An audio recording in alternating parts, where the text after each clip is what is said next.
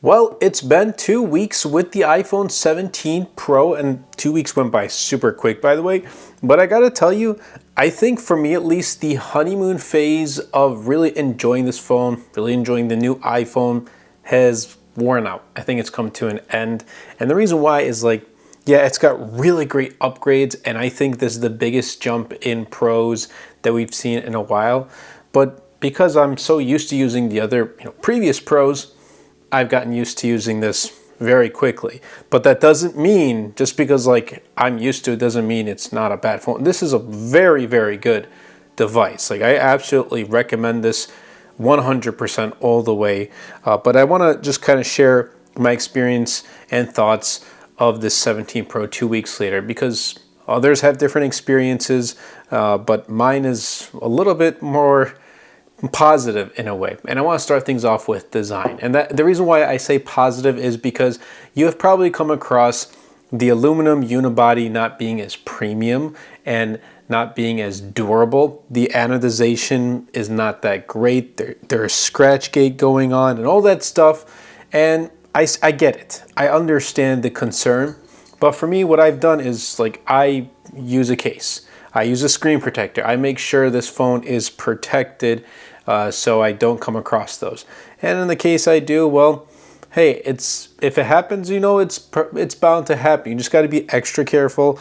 You're paying a premium for this, so you probably want to, keep it protected too. But then again, I also understand the argument hey, I want to enjoy the phone because of the color. I'm picking this up because I really like this. I kind of want to use it without a case, so I do understand that too. Now, I personally like this aluminum unibody and this dual tone finish, and this deep blue is my favorite color of the three. However, I wish Apple did release a space black.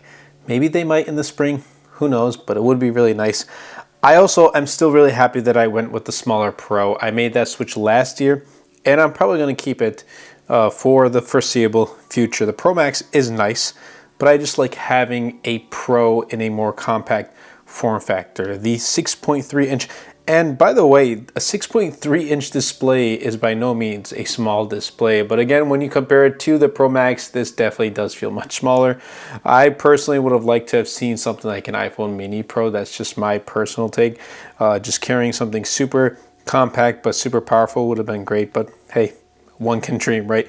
Anyway, the ceramic 2 shield that Apple has been touting of how durable it is, I'm not going to try it out, but I would assume that it's more durable than its predecessors. So I throw on a screen protector regardless.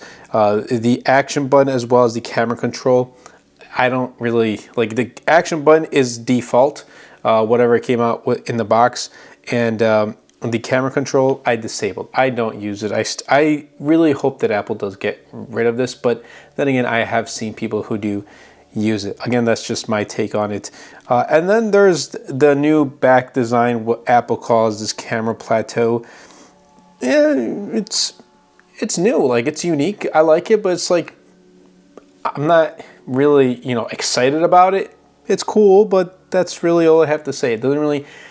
It doesn't entice me wow, this is an amazing design type of thing. It's just hey, Apple threw a new design to make it unique and to make it stand out. So when you see it in the wild, you're oh, well, that person is using an iPhone 17 Pro. That's really it. But then again, I really do hope Apple does release some more colors, because now that you're using aluminum, I guess, putting colors on your Pros is going to be a little bit easier, hence why we got the cosmic orange. So I hope to see more colors. Imagine they just went all out and, I don't know, made a crimson red, made an army green type of thing. That would have been really nice to see. But hopefully, maybe with the iPhone 18 Pro, we get more colors. I don't know. But overall, I like this design. I've always have liked their Pro designs, and this one is no exception. I just got to be extra careful and safe with it because of, scratch gate and the anodization of the aluminum unibody, which is why, again, like I said, I use a case. When I'm at home, I take it off. I'm just a little bit more careful with all that stuff. So do keep that in mind. Now, the software and the performance has been great. And I've had terrible experiences with past iOS iterations, iOS 17, iOS 18, obviously the 26 beta, that makes sense, but the stable versions of iOS 17 and 18, for me, weren't it. Like, they were just really bad, they were really slow, they were really laggy, really buggy. I would just get these like spontaneous freezings happening on my phone, which was really annoying. And there was a couple instances where it froze and I literally could not turn off my phone. I had no idea what was going on. Like, I couldn't open up any display, I couldn't open any application, I couldn't do anything. So it's happened before, but not with iOS 26 here on the 17 Pro. It's been great. Blazing fast in every scenario, whether it's just regular apps that you see here on my home screen, or whether it's playing games, multitasking, whatever the case may be. The A19 Pro chipset is phenomenal, along with 12 gigs of RAM. And well, that's to be expected, right? I mean, it's the iPhone Pro. It's the highest model up there. So you're going to get the best of the best in the performance department. You gotta really try it out and see for yourself. But I think that, for one, many people are picking up the iPhone 17 Pro and Pro Max and they're not using it to their full potential. I even don't think I'm using it to its full potential. Like, this has a really powerful chipset inside and it truly is meant for the pros. Like, if you were gonna go all out and use it for professional reasons, this is going to be a great device. And I see my iPhone more so as a tool. One, because I use it for my business. So I see it more so as a tool that is generating revenue for my business. Some, again, actually majority are picking up an iPhone as their personal device. For me, it is a tool that I use to enhance my productivity, just to generate revenue for my business and all that stuff. It's my business phone, essentially. So that's how I take it, and I use it accordingly, and it's just been great. Like, ChatGPT has been awesome. Playing games here and there, like Pokemon TCG Pocket's been awesome. Call of Duty Mobile on this has been great. Watching YouTube videos, staying up to date with all of my favorite YouTubers, and just, staying up to date with, all the social media platforms too, because I am present on there too, and I gotta stay active. It's been great.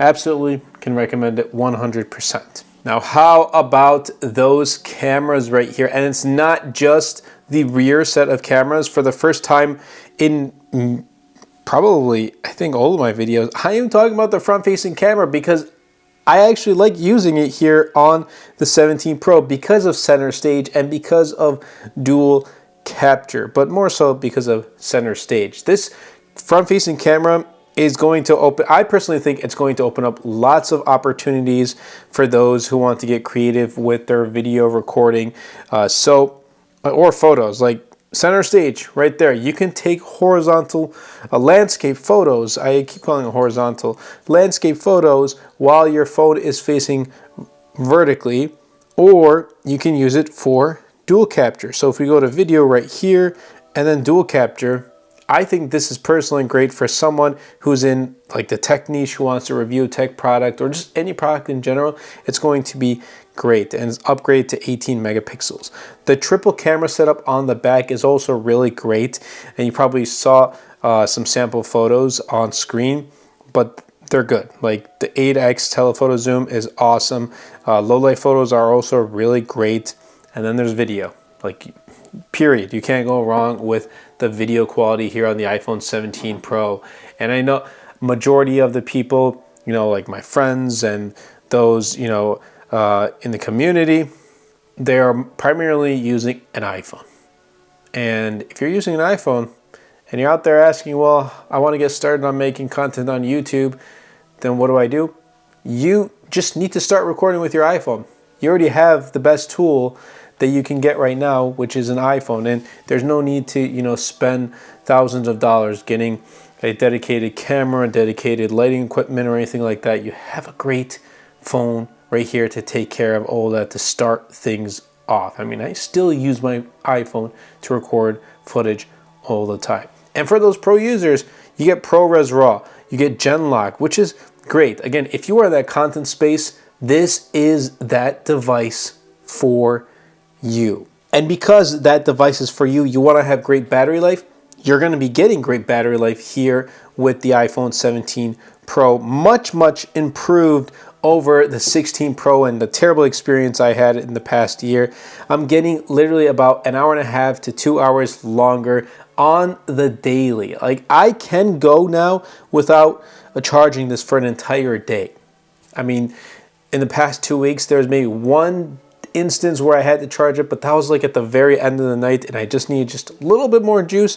But for most days, this will last me the entire day. Easily 6+ hours of screen on time.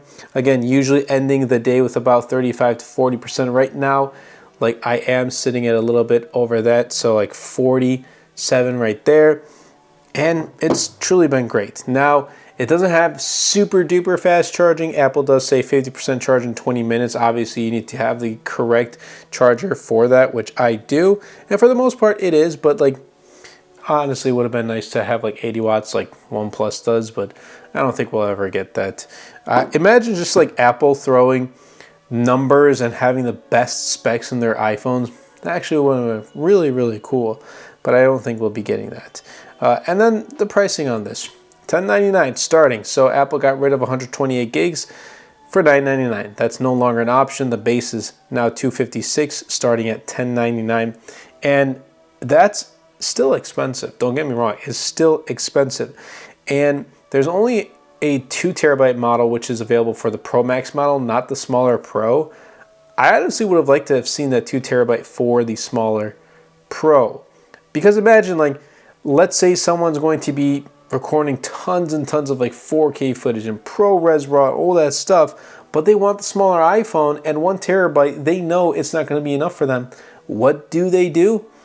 Either they pick up like an external SSD and carry that with them all the time, or they pay the extra $200-300, whatever the difference is between 1 terabyte and 2 terabyte, and then pick up the 17 Pro Max for $2,000.